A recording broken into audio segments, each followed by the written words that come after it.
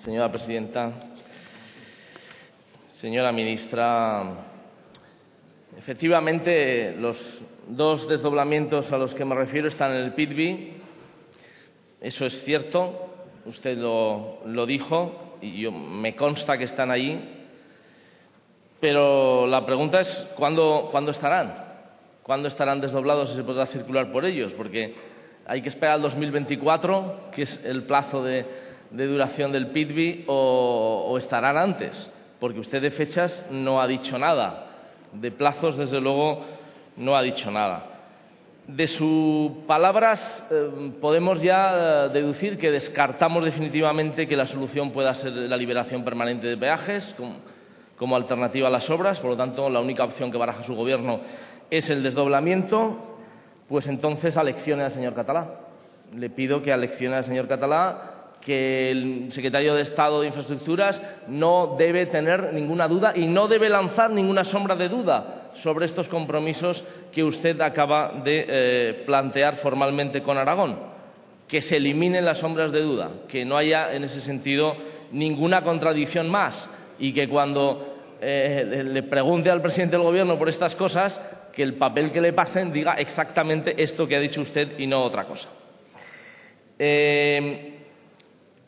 Yo no tengo ningún problema en que sea usted la que logre esto y que sea un Gobierno del Partido Popular el que culmine este desdoblamiento. Ojalá, dese prisa, le invito. Me encantaría que fuera no un Gobierno del Partido Popular en general, sino este Gobierno en esta legislatura el que culminara o dejara a puntito, si quiere, a puntito de inauguración los desdoblamientos en Aragón. Le invito a que pise el acelerador. Si lo hace, si en 2015 tenemos ya los desdoblamientos concluidos o a puntito de inaugurarse, yo mismo pediré que le pongan un monumento a usted en cualquier lado de la autovía que quiera, porque habrá hecho un gran trabajo y yo se lo reconoceré. No soy nada sectario en ese sentido. Se lo reconoceré, pero hágalo, que ya llevamos demasiados años esperando. Y no hace falta que se esfuercen a acusar a los gobiernos anteriores. Es decir, nos consta perfectamente cómo se desarrollaron los acontecimientos.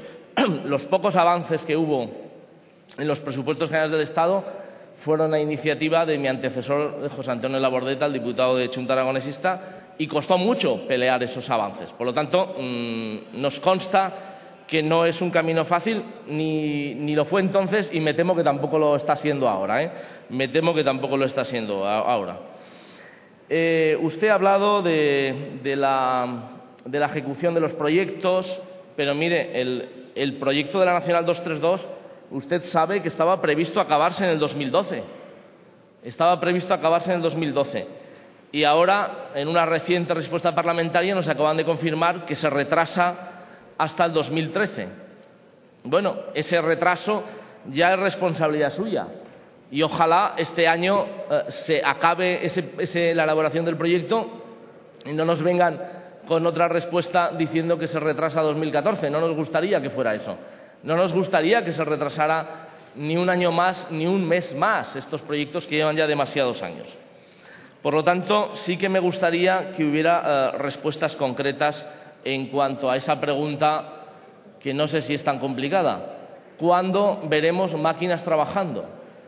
¿Cuándo podrán circular los vehículos por autovía de continuo entre Madrid y Barcelona o de continuo entre Navarra y Zaragoza, al menos? ¿Cuándo veremos esos vehículos trabajando? Esa es una pregunta. Plazos. Comprométase aquí.